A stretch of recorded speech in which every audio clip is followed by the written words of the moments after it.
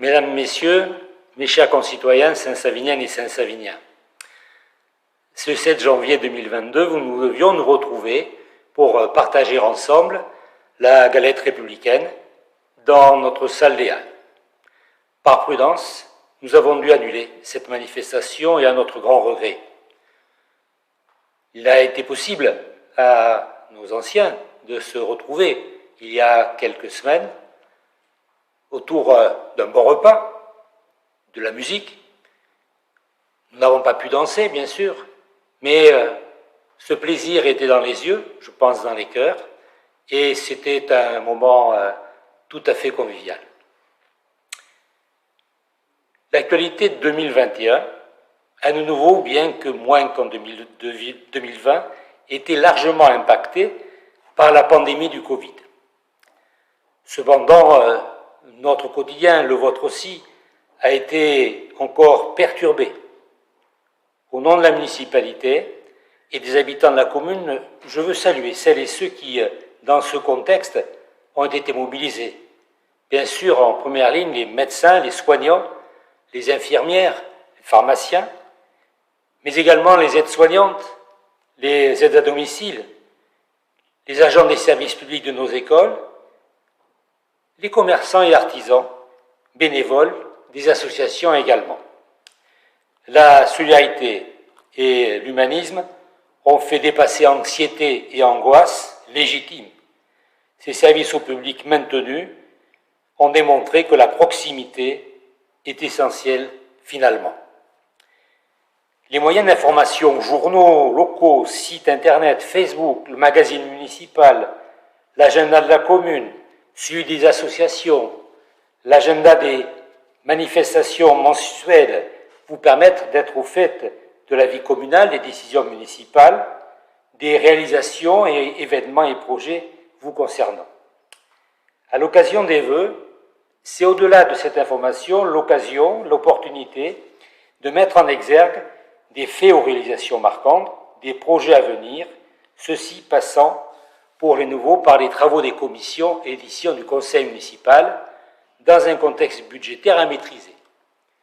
Ces rencontres que nous avons au long de l'année, de manière fortuite ou formelle, c'est aussi pour vous la possibilité d'exprimer auprès de vos élus ce que sont vos attentes, de questionner par rapport à ce qui vous semblerait utile et nécessaire de mettre en œuvre. En 2021, je voudrais uniquement évoquer quelques dossiers. Le dépôt du permis de construire pour le nouveau restaurant scolaire et l'extension de l'école maternelle, effectué début décembre 2021, et son instruction a débuté dans les services compétents, notamment ceux de l'État, pour que nous puissions lancer l'appel d'offres concernant donc les travaux et que ceux-ci débutent dans la fin d'année, au 4e trimestre 2022. La livraison est prévue pour la rentrée scolaire de l'année 2023-2024. Je voudrais souligner le fait que ce dossier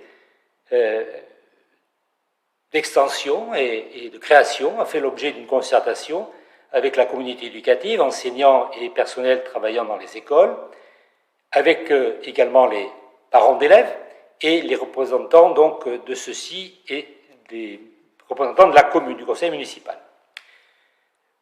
L'aménagement urbain du Jardin de Bourdillat a été réalisé, finalisé, pour permettre des circulations douces, sécurisées pour les jeunes et moins jeunes, la mise en sens unique d'une partie de la voie étant de nature à sécuriser, disons, les échanges autour du Jardin de Bourdillat pour les véhicules.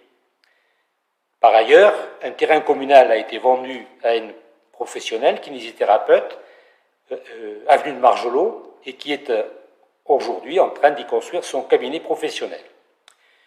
Nous avons réalisé et conduit l'assainissement collectif qui était prévu avenue de Bellevue et qui permet maintenant de traiter les eaux usées de la salle omnisport.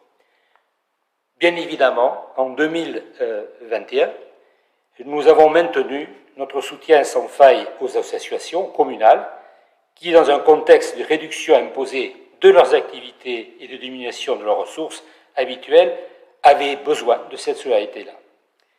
Nous voulons témoigner à cette occasion notre reconnaissance à leurs responsables bénévoles qui, dès que cela leur a été possible, ont relancé les activités, fait perdurer les contacts avec les adhérents, et je voudrais apporter une mention toute particulière à celles et ceux qui ont contribué à la bonne tenue du marché de Noël organisé par la municipalité et fait que, notamment, à travers Track and Bike, il y a pu avoir une rencontre tout à fait moderne, actuelle, entre le Père Noël Bikers et les enfants petits et grands.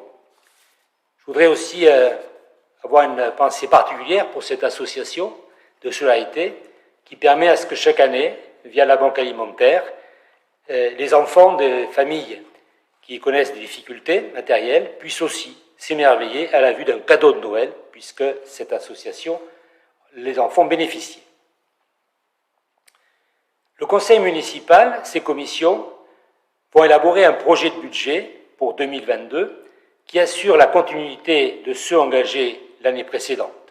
Je pense notamment la mise en œuvre de la convention d'aménagement d'école, dont la première tranche va se concrétiser donc à partir de cette année 2022, les travaux de mise en conformité du réseau d'assainissement collectif pour traiter les effluents liés à l'augmentation de la population, la station d'épuration elle-même ayant la capacité suffisante pour accueillir ces nouveaux arrivants.